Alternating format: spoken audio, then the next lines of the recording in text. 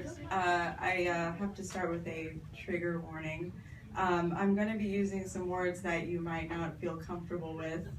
The C word and the N word. Colonialism and neo-colonialism. Yeah, that's right. I'm going to be triggering some white guilt tonight. So I was just in India last month. My sister just got married. Yeah, we're really happy for her. The ceremony was beautiful. But what really stuck with me was what all of our white friends had to say about everything. It was like being in one of those shit white people say videos. All cities in Asia look the same. They're just really dirty and crowded. Oh my God, women are allowed to go to school here? Is that the first exotic marigold hotel? No, that's just a Holiday Inn Express. Seriously though, that movie is delightful and I can't wait for the sequel. But for more on white people's coverage of India, let's turn to NPR, shall we? Have you heard some of these headlines?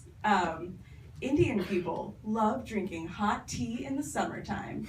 That's right, you heard it first. Hot tea, not iced tea.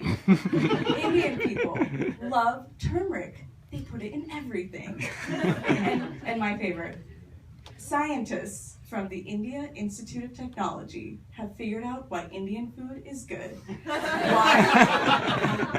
Here's why. Because it has a little bit of everything. Yeah, did anybody need scientific verification to know that Indian food is good? I didn't think so. So enough about being brown and angry. How about being a woman and being angry? So I work at this office, like everybody else here. There's some of my coworkers. And the gender balance it's a sausage fest. And when I first started there, I was trying to make a really good first impression, like you're supposed to do at a new office. And the second weekend, I have to get stitches on my forehead. And it's not even like a cool story. I didn't get into like a really cool fight or something. I was coming back from lunch with my boss, and I opened the front door of our building into my forehead. These like really heavy glass doors, and a little bit of science for you guys about the face. It's full of blood. And when you get a cut on your forehead, it is just like gushing out of your face. And so just picture this, like my boss, he has like wilderness training and shit, and like he like totally goes into like dad mode, and he's like just trying to like wipe up the blood everywhere with these like shitty little napkins, and I'm like apologizing, and I'm really embarrassed, and I'm just bleeding everywhere. And yeah, so this is what my male coworkers now think it's like to work with a woman. Oh my God. Bloody wads of paper everywhere. So yeah, I think I'm a pretty good representative of women in the workplace. But speaking of doors, I'm always afraid that I haven't locked mine. Like, it's so bad, you guys. Like, I've like left my building, gone halfway down the block, and then I go back up to my apartment. I'm like, okay, locked it. But then like I realized, I was like, if a thief were to get into my apartment, I'm like, maybe it wouldn't be such a bad thing. Like, I don't think like a burglar or whatever would like come into my apartment and be like, whoa, a first generation iPad. A Lenovo ThinkPad that runs on Linux. Oh my God, this is the cheapest projector you can get off of Amazon.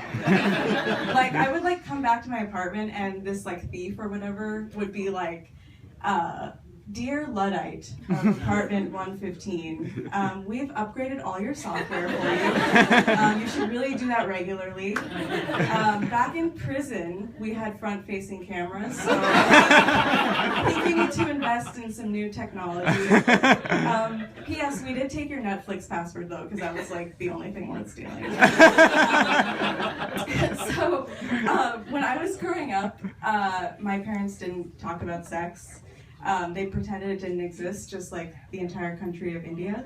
And so like whenever a movie would be on, like I'd be like watching a movie with my parents, and if an intimate scene came on, my mom would lower the volume, and she'd ask, she'd just start talking, and she'd be like, so, like, does anyone need any more more ice cream? And this hasn't like affected me or my sex life at all. Like I'm totally normal. I just really prefer ice cream based lubricants for some reason. But yeah, anyway, so I get what she was doing. She was really sweet. She was really worried about me. She wanted to protect me from stuff. And I think if I ever have kids too, like I'll be really worried about them. But it's gonna be totally different, like a totally different set of things I have to worry about. Like it's not gonna be like Kate and Leo banging in a Model T in the brig of the Titanic. No, I'm gonna have to worry about dick pics. I'm gonna have to worry about dick pics from ISIS. Or from a governor, if I'm lucky. So thank you, everyone. This has been a really great first time. You're gonna call me back tomorrow, right?